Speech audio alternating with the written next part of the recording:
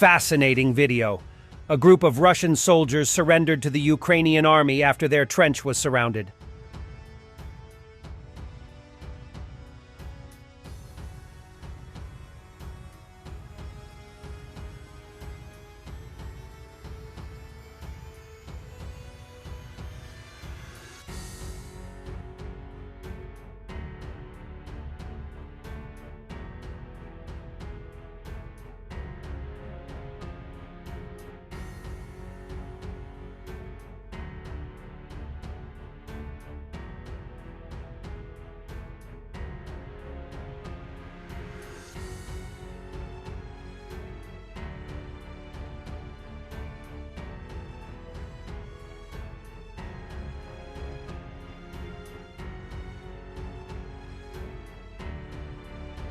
The 25mm autocannon of the Bradley working on Russian troops near Avdiivka.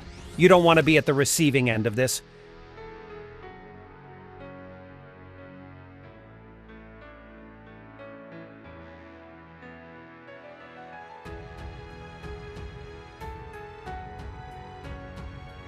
Before we delve into Ukraine, let's take a look at the events in Venezuela, where Putin's ally Nicolas Maduro is planning to invade neighboring Guyana. U.S. announces it will start military flight operations over Guyana, and Venezuela responds by calling it a provocation. Venezuela announced a few days ago after a referendum that they will annex the oil-rich province of its neighboring state, Guyana. If Venezuela do attempt to forcefully annex the Essequibo region, then the Guyana Defense Force faces a dire situation. The GDF numbers just under 4,000 personnel, including reservists. They have minimal aviation assets and rely on Strela 2S for close air defense. They operate 3 battalions of varied structures, sizes, and capabilities. They appear to be predominantly armed with AKM and Type 56S. In terms of support weapons, they operate some 81mm mortars and have a squadron E9 Cascavel. Unclear if these are serviceable. They have just 3 Light Bell utility helicopters. It was 4. One crashed yesterday. They do have a special forces element and supporting corps. They face a difficult situation if they have to face Venezuelan forces conventionally without support. Per capita, they are one of the richest countries in South America. Considering their history with Venezuela, it was extremely foolish of them to only spend 0.6% of their GDP on what was already going to be a small force. But the US won't allow Venezuelans to become Russians in South America. If Maduro attacks, it will mark the beginning of the end for him. And let's get back to Ukraine, where they struck an important facility in Donetsk yesterday using a HIMARS missile. On paper, this was used as a bitumen storage, but we all know that the target must have been important, perhaps something to do with fuel supplying the Russian group in Avdiivka?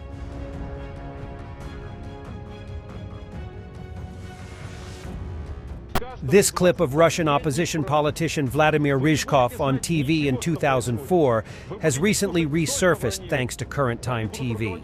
His warnings for the country's future are frighteningly prophetic. Все время морочат людям голову. Все время говорят: в стране война, в стране терроризм, надо бороться, надо отменить выборы, надо навести порядок, закрутить гайки. Я хочу просто обратиться ко всем присутствующим и всем, кто нас видит. Нам с вами морочат голову. Сегодня вы можете избрать себе лидера региона, завтра не можете.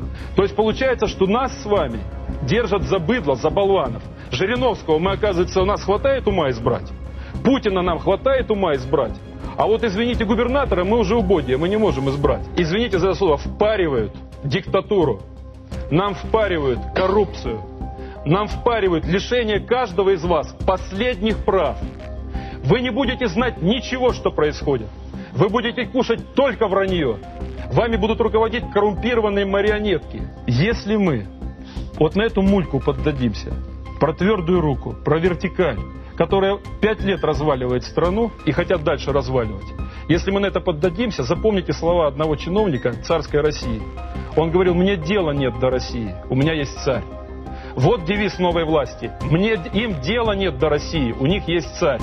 Если вы хотите, правда, чистая правда. И все вы ведете себя так. Пожизненный, а президент избираемый. В 8-м году мы еще посмотрим, чем кончится его президентство. Мы еще посмотрим. Я считаю, что будет просто тупое оболванивание людей, полная цензура на телевидении и массовые фальсификации выборов. Поэтому, когда они делают это, они пустят только «Единую Россию» и Жириновскую. Нам говорят, мало власти. Реформировали Совет Федерации, мало власти. Реформировали закон о партиях, мало власти. Сделали 7 округов, мало власти. В 4 раза увеличили военный бюджет. Результат? Никакого. Хуже и хуже. То есть вас поэтому я не понимаю. Реального результата. Я просто знаю одно, как историк, что в России всегда вертикаль власти и твердая рука кончалась хаосом, войной и разрухой.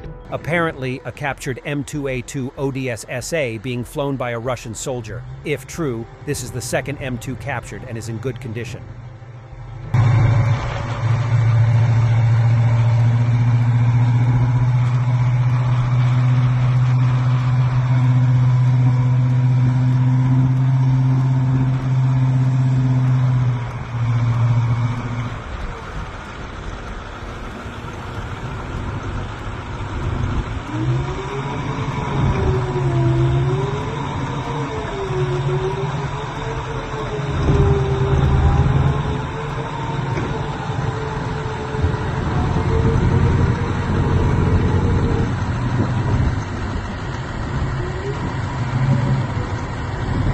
Tenth Russian airline plane suffered a breakdown within 8 days.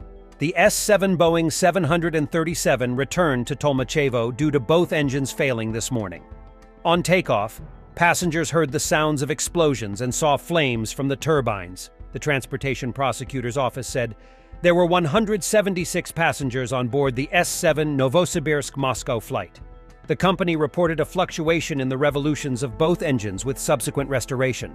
Earlier, there were at least 9 more serious accidents. On December 7th, the engine of a cargo Tu-204, Aviastar 2 Ulan-Ude-Jiangzhou flight caught fire. The airliner returned to the airport. On December 6th, a fire occurred aboard an Aeroflot Boeing 777 flying Moscow-Kamchatka. A passenger noticed a wiring short circuit from under his seat. On December 5th, the An-12's rudder control system failed, and it landed at Kurba Airport in Komsomolsk-on-Amur, while the Moscow-Kazan plane made an emergency landing at Sheremetyevo due to a stabilization system control failure. On December 2nd, Aeroflot's Airbus A321, St. Petersburg, Moscow, made an emergency landing at Sheremetyevo due to the failure of the left engine. Yamal's Superjet 100, Noyabrsk Ufa, landed at Roshchino in Tyumen for technical reasons. On December 1st, Aeroflot's Airbus A321, Kaliningrad, Moscow, landed at Pulkovo due to a cockpit air conditioning system indication failure. Aeroflot's Boeing 737 from Moscow made an emergency landing in Yuzhno-Sakhalinsk due to a landing gear pressure drop indication. In Novosibirsk, the autopilot and flaps failed on the Arero flight. Sanctions cut Russia off from airliner maintenance and original spare parts. Since spring 2022, airlines have required staff not to enter equipment defects into flight logbooks, TLBs, and planes have been flying defective, Project wrote. According to a former Nordwind airline pilot, many people started flying relying on Russian luck.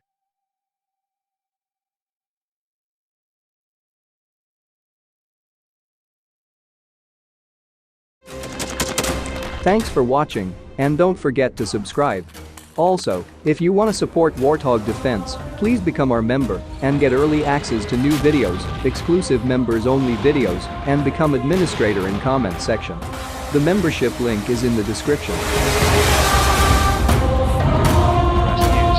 every day. We had a guy last week, it's 6 rescues in 6 days. You know, he's doing the job every day.